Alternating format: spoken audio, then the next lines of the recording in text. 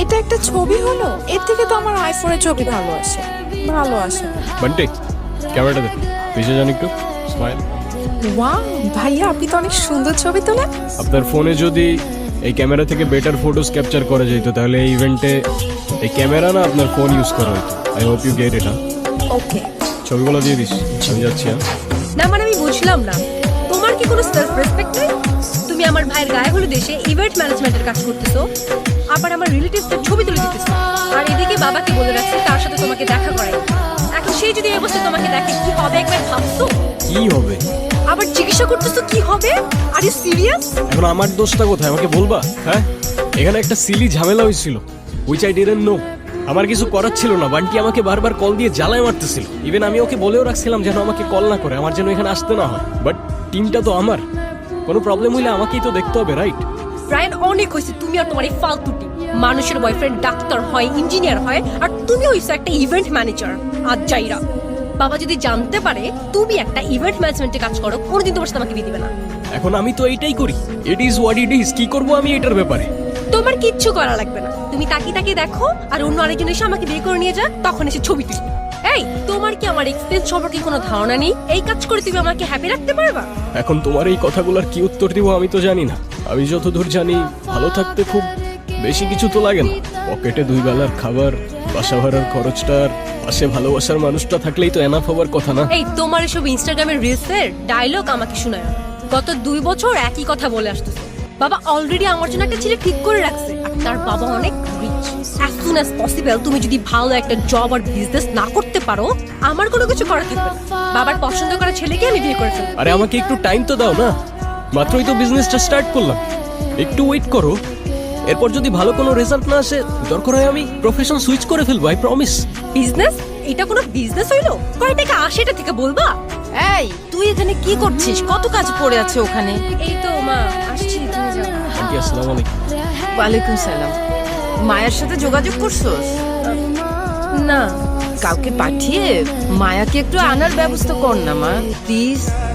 ওকে, দেখতেছি আমি কি করা যায়। আচ্ছা আচ্ছা শোনো, তোমাকে না বলছিলাম এর আগের বার আমার একটা বোন আছে। হ্যাঁ, ওই তোমাদের ফ্যামিলি থেকে আলাদা থাকে যে। হ্যাঁ, ওকে কালকে হোস্টেল থেকে নিয়ে এখানে নিয়ে আসবে। এমনিতেও বাসার কেউ ওকে পছন্দ করে না, আমিও করি না, কিন্তু মায়ের ফেভারিট চাইল্ড তো, তাই ওকে বিয়েতে আনতেই হবে। কালকে তো আমার কিছু কাজ ছিল, আর তাছাড়াও তোমার ফ্যামিলির কেউই তো তোমার বোনকে নিয়ে আসলে ভালো হইতো, রাইট? ফ্যামিলির কেউ যাবে না তো? ফ্যামিলির কেউ ওরে দেখতে পারে না। দেখতে পারে না মানে? ঠিক বুঝতে পারলে না তো? ওর ব্যাপারে যত কম বুঝবা ততই তোমার জন্য ভালো। এমনিতেও ও আমাদের ফ্যামিলির জন্য না থাকার মতো। ছোটবেলায় বাবা ওকে বাসা থেকে বের করে দিচ্ছে, তারপর থেকে বড় কোনো অকেশন ছাড়া ওর সাথে দেখা হয় না। আমি মায়ের হোস্টেলের অ্যাড্রেস তোমাকে হোয়াটসঅ্যাপ করতেছি। আর শুনো, ওরে কি দিয়ে আনতে যাবো? কেন? বাইক? খবরদার এই বাইক নিয়ে যদি আনতে গেছো। ফার্স্ট ইমপ্রেশন বলে একটা কথা আছে, কতবার বলছি একটা গাড়ি কিনো, একটা গাড়ি কিনো। এখন আমি গাড়ি কেনার জন্য এত টাকা কোথায় পাবো? বাইকটাই তো বন্ধুর থেকে ধার নিয়ে চলতেছি। এত কিচ্ছু আমি জানি না, তুমি ওকে গাড়ি দিয়ে আনতে যাবা, ব্যাস। আচ্ছা ঠিক আছে, আমি একটা উবার নিয়ে চলে যাব। উবার? তুমি নিজে ড্রাইভ করে যাবা? ও যদি জানতে পারে তুমি উবার নিয়ে গেছো, আমার মান সম্মান থাকবে? এখন উবার ছাড়া আমি গাড়ি কোথায় পাবো? কোথায় বাবা মানে? ম্যানেজ করো। ও কেন যাবে? তোমার ভালোবাসতে গেছিলাম, বাবার পছন্দ করা ছেলের বিয়ে করলেই ভালো হইতো। বাবা! হ্যাঁ দোষ, হ্যাঁ কিরে, কি অবস্থা তোর এখন?